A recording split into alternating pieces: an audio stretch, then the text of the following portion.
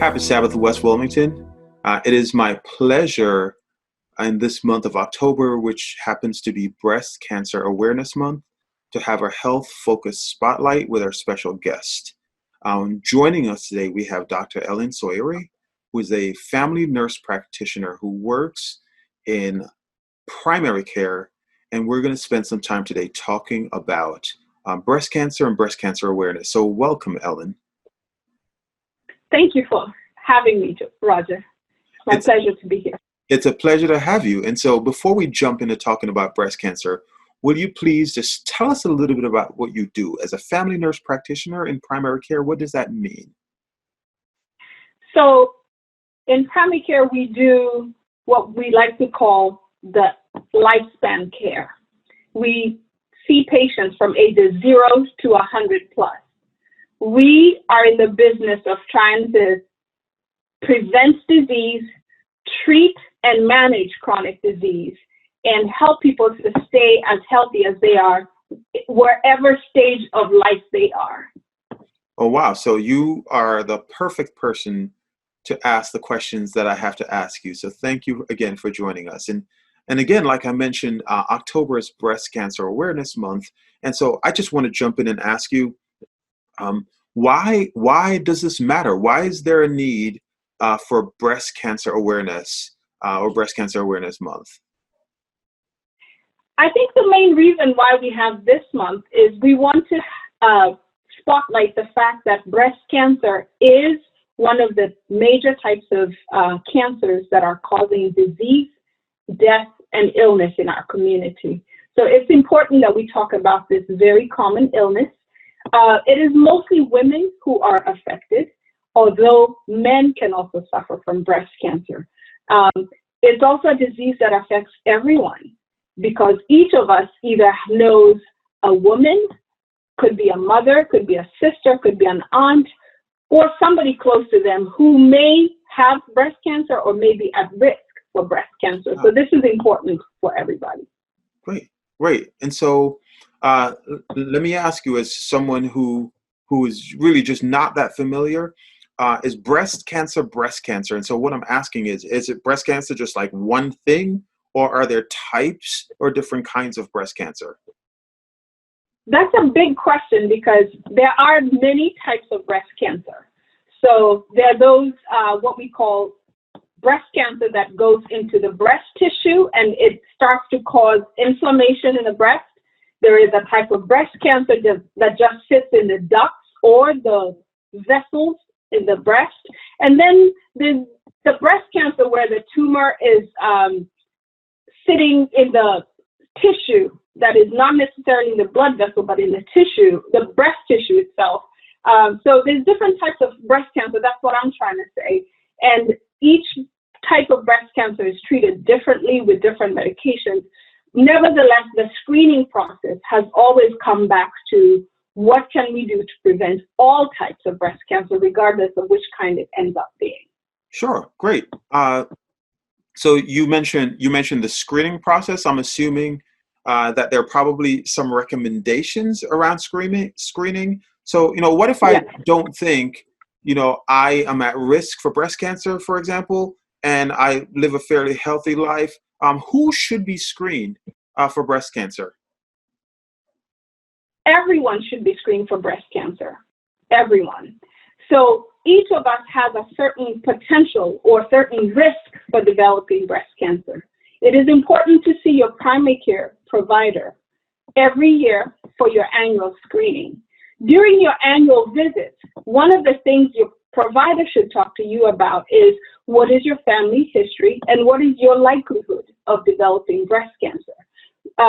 You should discuss about other family members who've had the problem and ask questions like, does that mean I am at risk of developing the same problem? And that discussion should then lead to what do I do next to prevent myself from developing the breast cancer. And then your provider should be able to make recommendations of what type of screening you should have done, depending on what your age is and what the type of risk that you have. Wonderful. Now, does that mean I should wait until I'm a certain age? Should should 25, 30, is there age when I should start, particularly if I'm a woman or a man, but as a woman, when should I start these screens? So every adult person should see their primary care doctor on a regular basis, annually if possible. During those visits, regardless of your age, supposing you're 25 or 30 or older, one of the questions that your provider should ask you would be about your family history. There are those of us who, if there is a strong family history of breast cancer, your screening may start as early as 30 or even younger, especially if there's other females in your close or immediate family who've developed breast cancer at a young age. Your primary care doctor may choose to recommend earlier screening.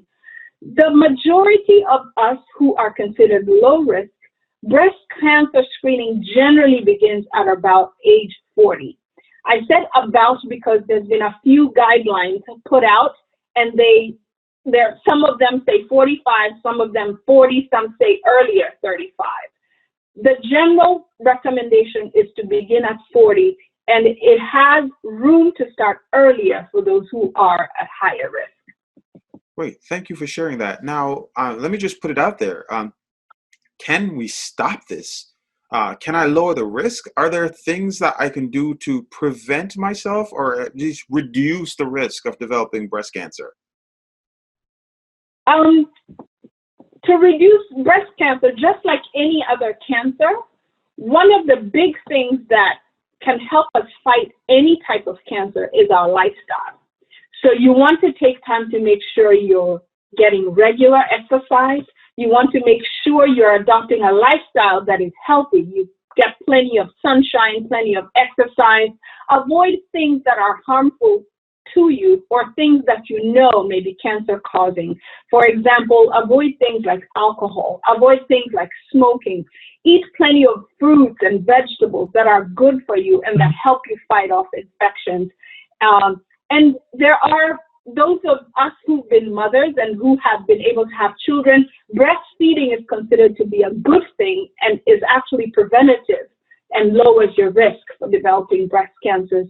However, we also know that not everybody can breastfeed and nurse a baby, and that's not anybody's fault. But for those who can, it is encouraged to do so. Thank you so much. This is. I hear people saying, I have stage 1 this, I have stage 2 this, I have metastatic this. Could you just help us understand a little bit about how like types and stages and what does metastatic mean, and help us understand that as best as you can for people without a medical background? So the best way to try to understand the different types or the different stages of breast cancer is they try to stage a tumor or to stage a cancer depending on how large the tumor is. A tumor is a group of abnormal cells that have clumped together that are growing rapidly, and they are disease causing, and they're not healthy cells, and they grow rapidly. So one of the ways that to stage a cancer is to say how large is the tumor. Another way to stage cancer is to say how large is it and how far has it gone into the lymph nodes. So you may hear someone say an N, if you see a T, means a stage 1 TN1 may signify N being has it gone into the lymph nodes. And lastly, M stands, you may see a TNM as a way to abbreviate a staging of a breast cancer. The M stands for metastasis. Has it spread to other parts of the body? The breast tissue is close to the lungs, and sometimes breast cancer can metastasize or spread either to the lungs, to the brain, or any other organ that is nearby. So the 5 main stages of breast, there are 5 main stages. Stage 0 means it has not affected it's just a clump of abnormal cells that has not dug or invaded into the breast duct, nothing further than just a clump of abnormal tissue. Then from there on, stages 1 through 4 describe how far has it gone invading the tissues, the cells surrounding the breast and into the other organs that are around it. So if you get one that says a stage 5, it means it has really spread, it's a really large tumor, or it has really invaded the lymph nodes that are in the surrounding tissue. That is the general gist of staging a breast cancer. Wow, thank you. And so when someone says it's metastatic, then what does that mean? Metastatic means it has gone outside of the breast tissue and has started to invade another part or another type of cell. For example, it can now go into the rib cage, or it can start heading into the lungs, or it can start heading into, sometimes it can, metastasize to the brain or any other surrounding organ outside of the breast tissue. Sure. So may I ask you now, let's say, someone gets that news, which seems like pretty scary news, that we've detected something, and they've run some tests, and they found that, yes, you indeed have breast cancer, and so there are going to be some treatments. Can you talk just like from a top level for us about what we know about treatment and how effective treatment is for breast cancer? Is this the kind of news where all is lost, or is there hopeful news for people who've been diagnosed? There is hope. There's always hope. The important thing is breast cancer, if it's caught early, oftentimes it is treatable and can be managed and can be put in remission. So one of the first things they do is, when you're diagnosed with breast cancer, is to stage it. And we discussed the different stages already. The next thing after staging it, depending on what stage you are, one of the primary treatments that's usually offered is surgical. Surgical meaning try to go in through surgery and remove the tumor or the abnormal cells that are growing. This option is usually the first one. Now, depends on how large the tumor is, or depending on what type of cancer it is, they may choose to remove just a piece of the abnormal breast tissue, or they may choose to remove most or all of the breast tissue, what is referred to as a mastectomy. Mastectomy would be removal of the whole breast tissue. Sometimes they remove just the area, or the diseased breast, could be the left or the right, and sometimes they could say, what are the chances of that cancer reappearing in the other breast, and they can choose to remove both breasts. So, and that, once again, it depends on what type of cancer it is. Those who have the genetic predisposition, the BRCA gene, those who've tested positive, a lot of times that type of breast cancer, they will recommend a double mastectomy, which is removal of both breasts, to see if they can reduce the risk of developing that cancer. Wow, thank you. That's very informative. I have just another couple of questions for you, if you don't mind me taking your time. As you're discussing that, I wonder, and I'm sure that there's someone out there wondering, is there some kind of relationship between the size or the amount of fatty tissue available, like in the breast, and breast cancer? Having more fatty tissue, having less fatty tissue, does that increase or decrease my risk of developing breast cancer? The general answer is no. It does not matter what type of breast tissue you have. The most important thing is, what are your risk factors? Do you carry the breast cancer gene? They've also identified that obesity is at a risk for breast cancer. So and not just breast tissue, in general, if you exercise and try to maintain a healthy body weight, that will help you reduce your risk for developing breast cancer. So it doesn't matter what type of breast tissue it is. What matters is, are you trying to maintain a healthy body weight, and are you also are you taking good care of yourself? Basically, that is the type of breast tissue really does not matter. It will, depending on what type of cancer it is, it will attack whichever tissue, depending on the type it is. Thank you. Thank you. Again, very informative. And, I cannot wrap up this interview without, asking you, the hot button, hardest question that I have for you.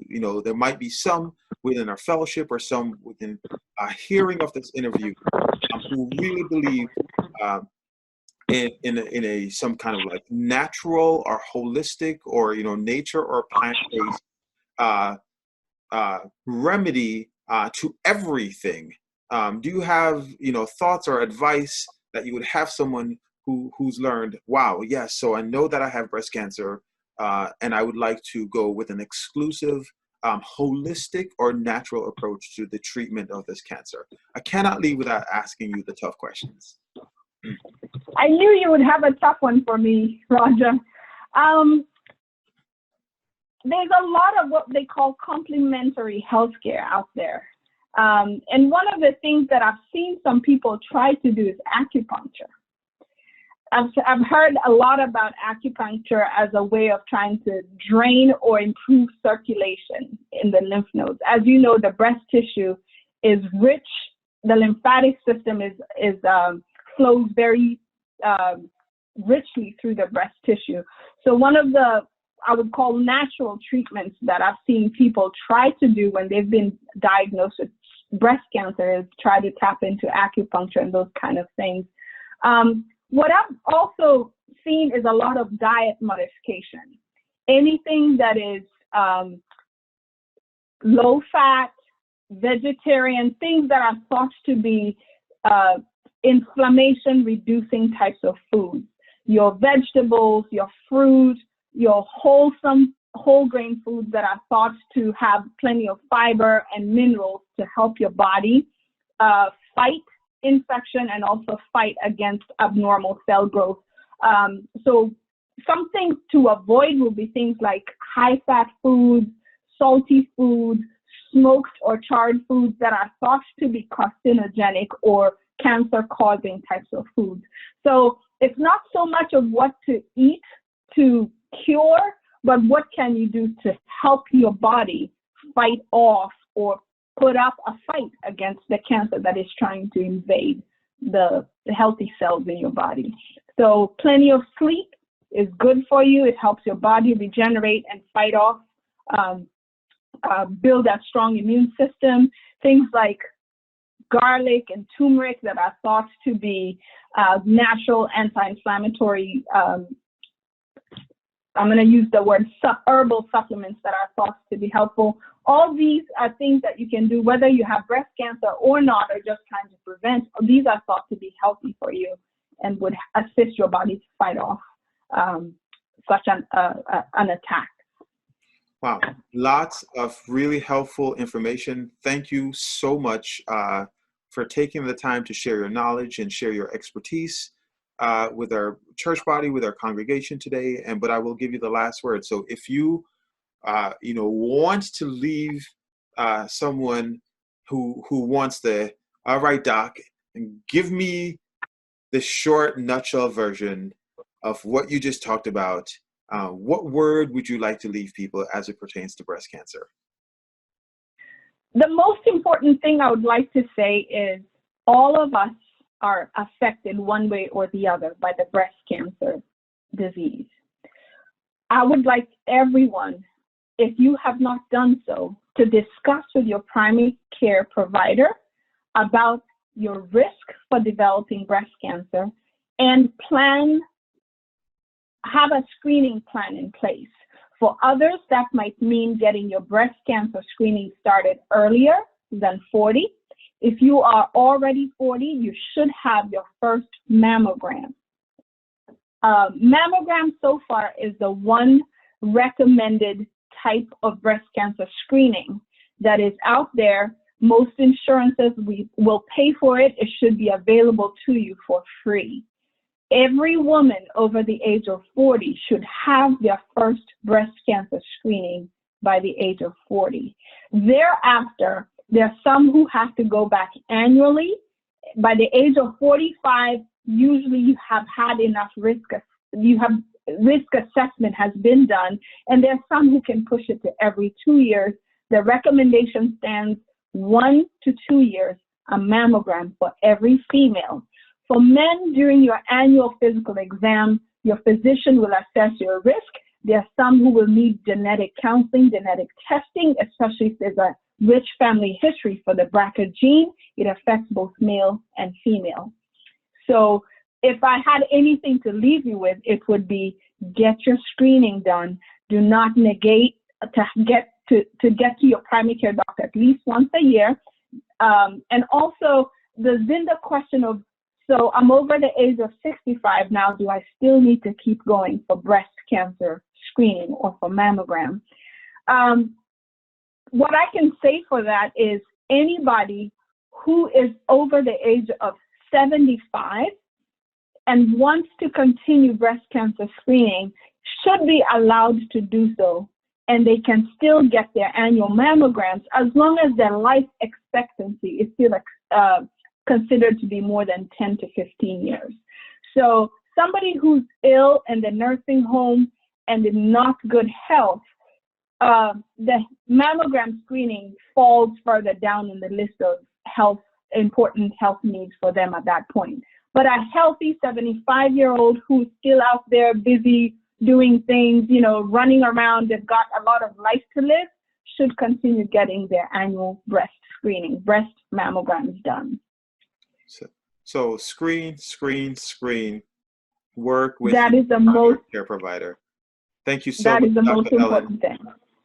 We really appreciate your time, really appreciate your wisdom, and we look forward to inviting you back in the future to share with us some more health nuggets. Thank you. Thank you. Thank you for having me.